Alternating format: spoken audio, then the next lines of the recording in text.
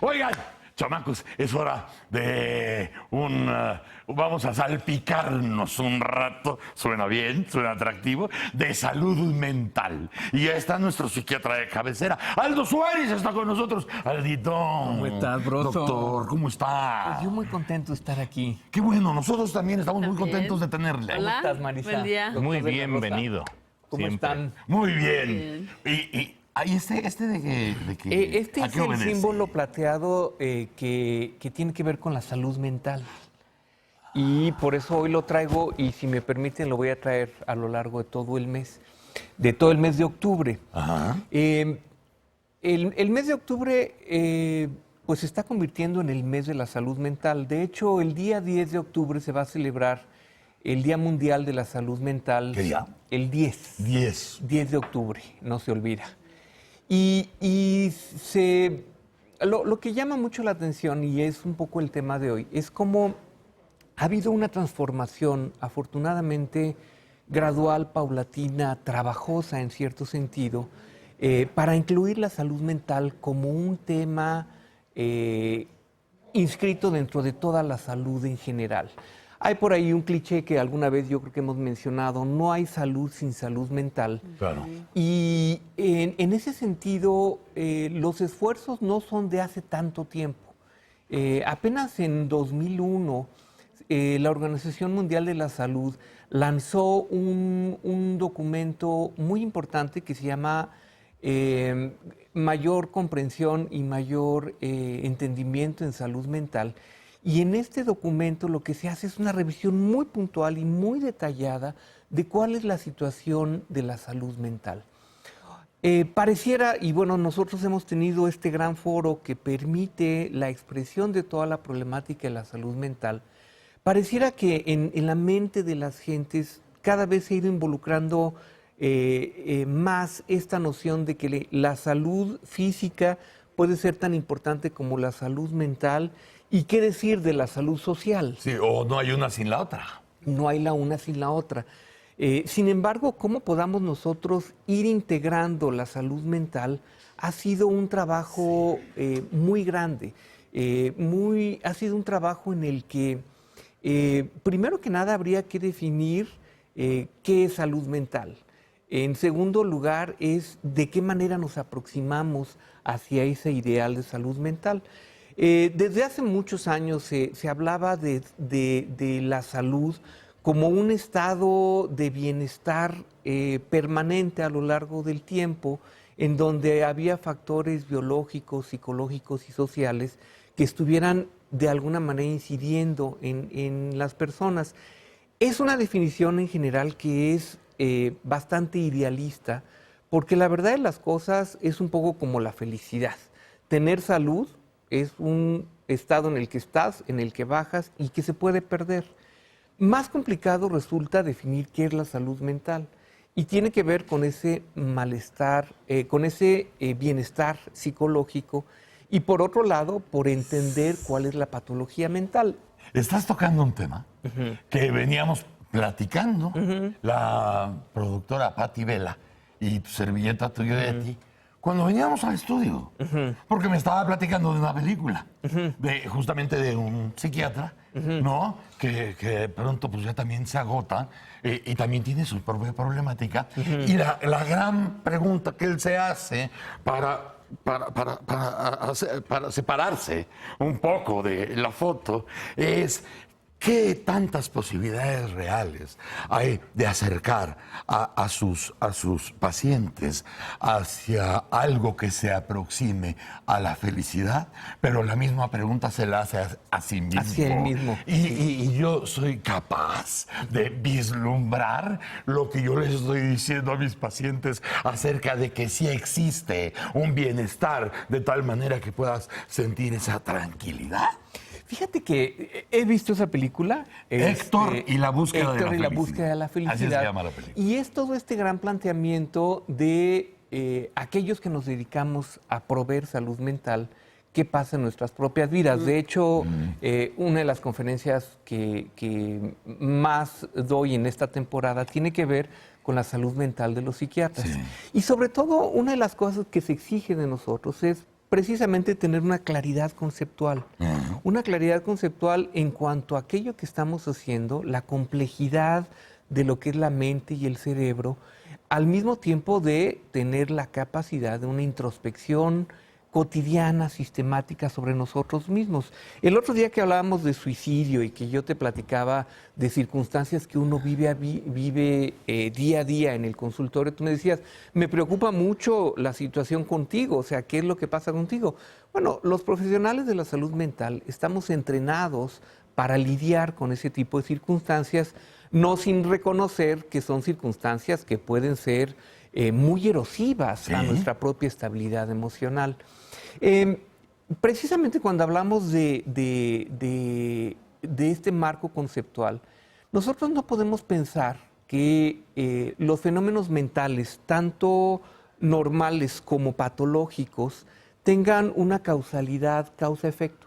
No podemos pensar que son lineales, sino que, bueno, dada la complejidad de lo que es la mente humana, tenemos que pensar que siempre cualquier fenómeno que vemos es la conjunción de factores biológicos, porque tenemos un cerebro que funciona a través de sustancias, factores psicológicos, ¿sí? Porque finalmente tenemos una biografía, tenemos una historia, y factores sociales o ambientales, en donde también van a hacer su participación aquel fenómeno mental. ¿Por qué? Porque lo ambiental va desde la cultura, desde el ambiente externo, desde la sociedad en la que estamos viviendo con toda su problemática. Y solo cuando tenemos una conjunción de esas tres esferas es que podemos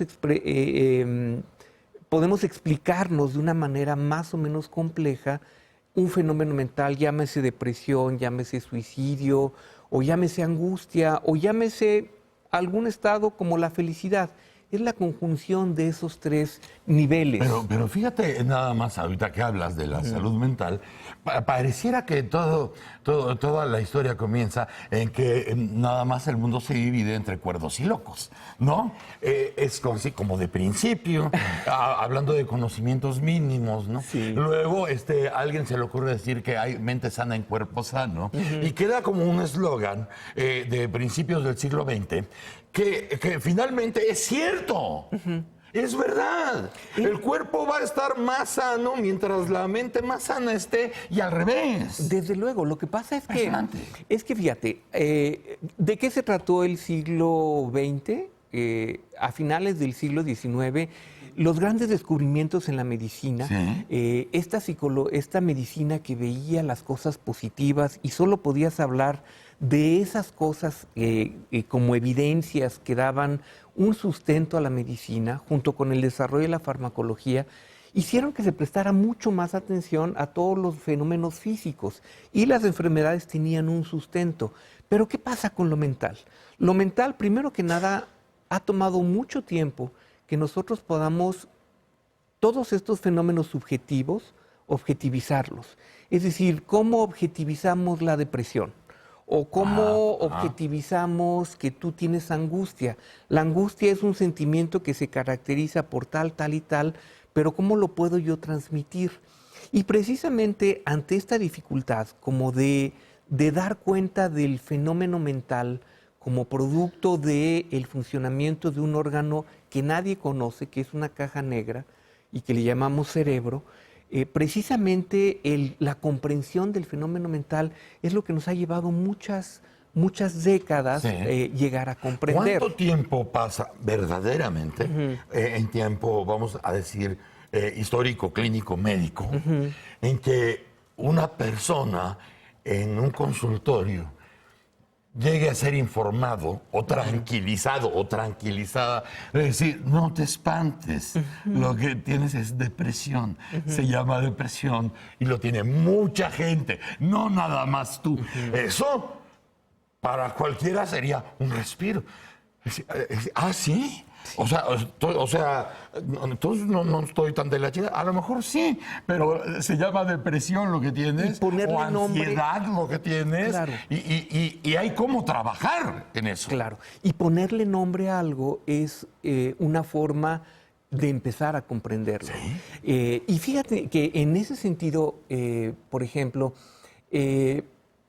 una gran discusión ha sido en cómo nosotros llegamos a consensos, cómo nosotros, eso que tú dices que es depresión, yo estoy de acuerdo en que sea depresión o la señora piensa que es depresión, y justamente eso ha derivado en que hagamos intentos continuos de una nosografía, es decir, de una clasificación de las enfermedades para que hablemos el mismo lenguaje. ¿Qué es lo que pasa? Que muchas veces se ha criticado y dicen que los psiquiatras, por ejemplo, patologizamos cualquier conducta. Y no se trata de que la patologicemos. Eso lo dicen los psicólogos, ¿no? No, para nada. Lo dicen algunos otros críticos de la salud mental. Y en este sentido, a mí sí me gusta mucho aclarar cómo para dar cuenta de lo que es el fenómeno humano, desde luego tenemos primero que nada es la reflexión filosófica. Y la reflexión filosófica pues ha estado ahí y sigue estando como algo que da cuenta de la condición humana. Pero hay tres disciplinas en las cuales nos basamos en la actualidad que nos permiten de una manera mucho más contundente dar cuenta del fenómeno humano. Uno de ellos es la etnografía, ¿sí? Y otro de ellos es la psicología experimental, que ha dado mucha información en relación a esto, y lo otro es la estadística. Para que nosotros podamos demostrar que eso que yo digo es depresión, necesitamos tener muchas explicaciones etnográficas, porque hay ciertas variaciones según la cultura, según en dónde vives, según el ambiente en el que estás, que van a dar cuenta de un tipo de depresión diferente al de otro grupo etnográfico. La psicología, porque nos ha permitido conocer más de cómo funciona la mente, y ahorita voy a hacer una consideración en esto, y la otra es la estadística, tener como cierta evidencia de cómo al demostrar numéricamente la prevalencia de ciertas patologías y poder hacer correlaciones científicas, la estadística hace su gran aportación. Hay una autora que a mí me gusta mucho que es Tania Luhrmann. Tania Luhrmann es una antropóloga. Y lo que ella hizo fue estudiar cómo se desarrollaba la mente del psiquiatra. Es un estudio antropológico bien interesante. Y a mí lo que me gusta de las conclusiones que ella toma es que dice, la psiquiatría es la disciplina médica y es una de las disciplinas que mejor nos ha ayudado a entender la conducta humana, la experiencia humana como tal. Decía yo hace un momento, es la etnografía, es la psicología, es la estadística, las que más aportaciones han hecho, pero si nosotros derivamos eso en lo que es la aproximación psiquiátrica, esto que decíamos de entender la biología, entender la psicología, entender el ambiente, estamos hablando de dos grandes mundos que en su intersección está la experiencia humana. Y eso es lo que hace apasionante, bueno, al menos no sé si se me note, pero a mí sí me apasiona todo lo que tiene que ver con salud mental porque son las grandes aportaciones que nos ayudan a entender hoy por hoy lo humano. Claro. ¿Sí? Oye, ¿y lo normal entonces ya se constriñó, se redujo, se movió? Antes se podía decir, es normal en una persona esta circunstancia de pensando o buscando alguna patología o alguna diferencia en su funcionamiento en general, su fisiología y especialmente en el caso del comportamiento de la mente. Sí. Pero entonces, ¿qué ha sucedido en ese sentido? Lo que pasa es que el concepto de normal atañe a dos cosas. Uno, a algo que es común para todos los demás, y la normalidad justamente en la estadística. La normalidad en estadística tiene que ver con esto que llamamos campana de Gauss, en donde en el centro está la mayor parte de los casos, en los dos extremos están los casos raros o poco comunes. Entonces lo normal ahora es estar deprimido, o normal ahora estar bajo una neurosis, a lo mejor pareciera que se... A lo mejor dependiendo de la sociedad donde te mueves, porque debe haber grupos, por ejemplo, o países o áreas con una susceptibilidad, por ejemplo, para la depresión, que a lo mejor en otros lados, ¿no? A lo mejor por la historia o por la situación, o lugares que no te imaginarías que cayeran en depresión, porque todos lo tienen. Y porque como todo lo tienen, a lo mejor también son víctimas propicias para la depresión o la ansiedad, ¿no? Pero fíjate, lo que es muy interesante es que los últimos años han dado cuenta justamente de un esfuerzo muy grande porque conozcamos qué pasa en los diferentes países. Estoy hablando de fenómenos que han pasado de 15 años para acá. Por ejemplo, aquí en México, la doctora Medina Mora es quien mayores aportaciones ha hecho para conocer cómo es la distribución de las enfermedades mentales, cómo es la distribución de las adicciones, etcétera, como para tener el sustento y decir, eso que es una estadística, una normalidad, nos sirve para tener una aproximación.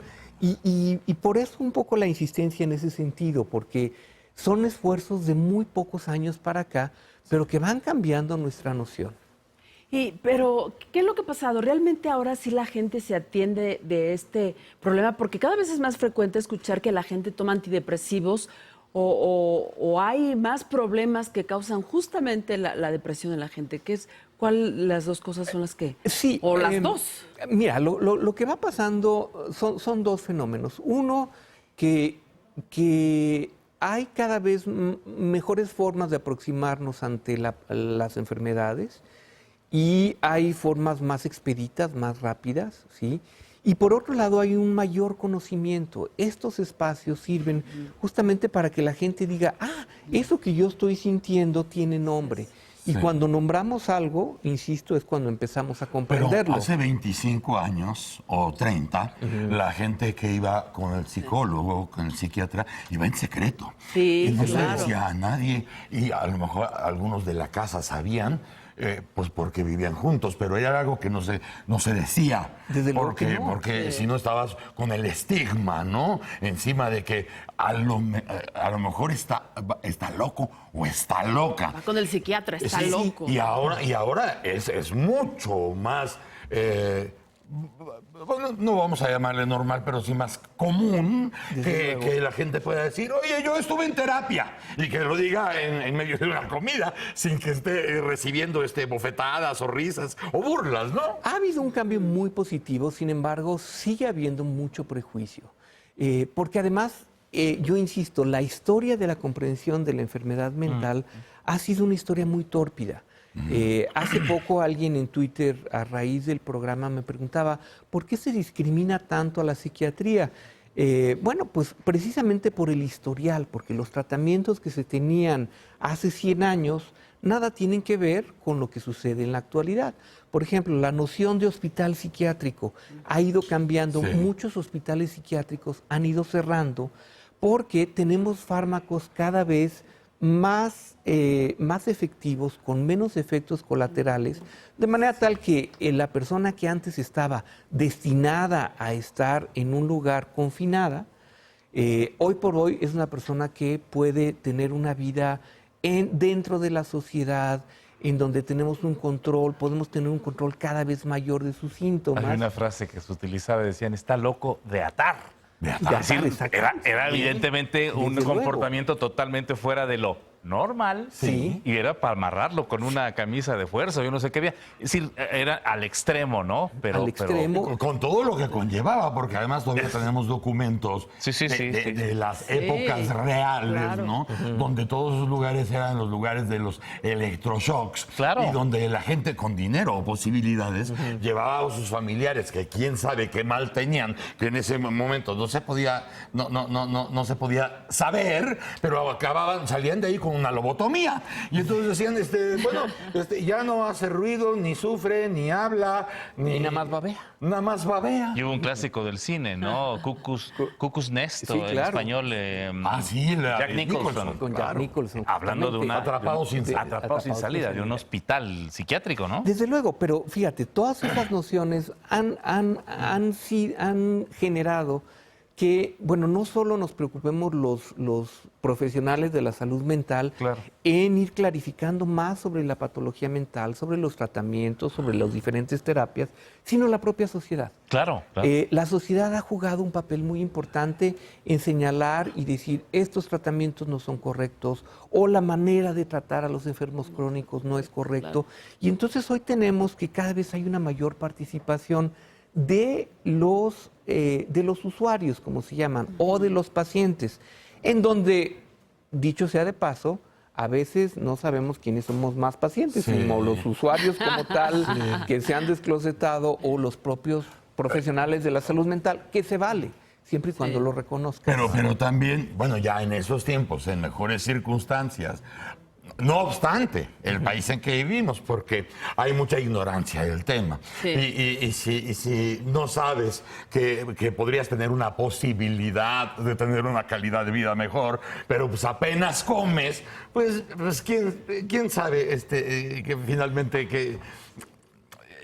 qué objetivo tenga si vas a ir con un psiquiatra si no puedes comer, ¿no? Pero también ya hay una parte de la sociedad con el conocimiento suficiente como para responsabilizarse de uno, que también forma parte de la salud mental.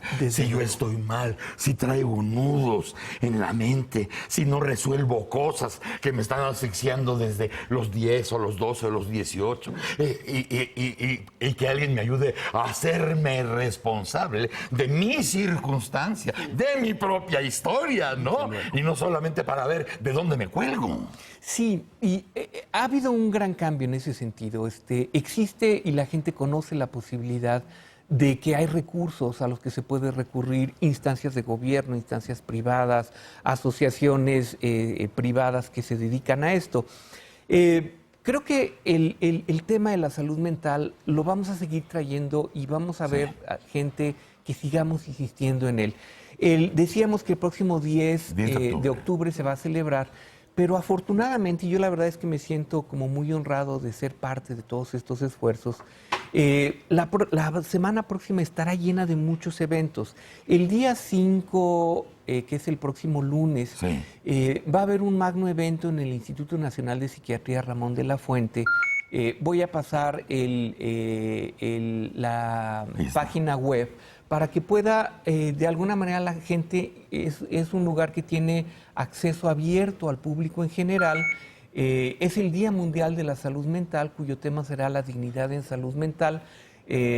Pues honrosamente voy a ser parte de ese panel de conferencias, y lo único que la gente tiene que hacer, es un auditorio pequeño, es ir a la página del Instituto Nacional de Psiquiatría. Voy a tuitear la información. Si es que quieren ir y oír no solo a los profesionales que vamos a hablar del tema, sino oír y escuchar a los usuarios, es decir, gente que o ha tenido un paciente o es familiar de un paciente y tienen una opinión que dar en este tipo de circunstancias. Eso será el próximo lunes 5. El próximo lunes 5 en el Instituto Nacional de Psiquiatría Ramón de la Y no Fuente. tendrán Queda transmisión. muy bien, porque el 6 ya estás con nosotros. Claro, El 6, resumen. yo les voy a platicar un poco de lo que platiqué ese día, no les doy muchos adelantos, pero va a haber conferencias en otros lugares, Muy bien. algunos en los que estaré también les voy a contar. Y en línea no tendrán cobertura, sería una buena opción, ¿no? Sería una buena opción, no sé si esa sea una opción, pero las personas del instituto que nos están viendo, igual y sería una buena idea tener esto en línea, desconozco. Y pedirle a nuestro jefe de información Sí, señor. que haga una cobertura Claro. del evento del día Pues lunes estaría 5. muy padre. Estaría muy bien, ¿no, doctor? Estaría muy bien, claro que Y sí. seguiremos con el tema el próximo martes a propósito de este mes de la salud mental, Del tema que no se agota. del que no se agota. No sé si hay algunos que se agotan, pero desde luego el de la salud mental, yo les puedo asegurar que siempre que me presento aquí hay algo que decir, hay algo que hablar. Doctor, Gracias por este espacio. muchas gracias, doctor Gracias. Aldo Suárez, nuestro psiquiatra de cabecera.